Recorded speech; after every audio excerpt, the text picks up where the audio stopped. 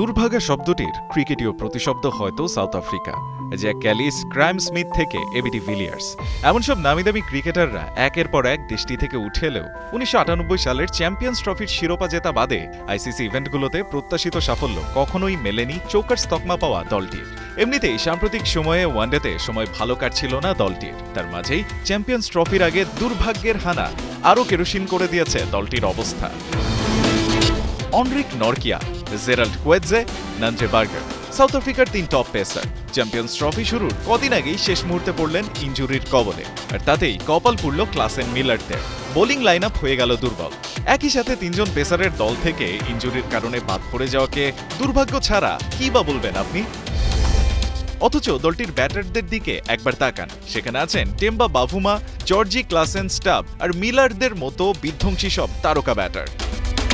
ইনজুরির আগুনে পুরো ছাড়খাড় হলেও এখনও তাদের বোলিং লাইন আপে আছেন কাগিসো রাবাদা আর মার্কো ইয়ানসেনের মতো পেসার, আছেন লুঙ্গি এনগিদির মতো অভিজ্ঞ বোলার। এ তো গেল প্রোটিয়াদের পেস ব্যাটারির বৃত্তান্ত।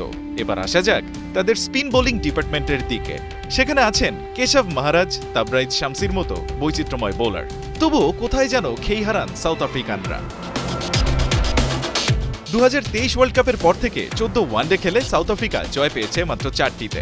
এমনকি চ্যাম্পিয়ন্স ট্রফিতে তারা এসেছে টানা ৬ ম্যাচ হেরে। এই টুর্নামেন্টে তাদের প্রথম ম্যাচ আফগানিস্তানের বিপক্ষে। অথচ সাম্প্রতিক সময়ে আফগান জুজু বেশ চেপে ধরেছে টেম্বা বাভুমার দলকে।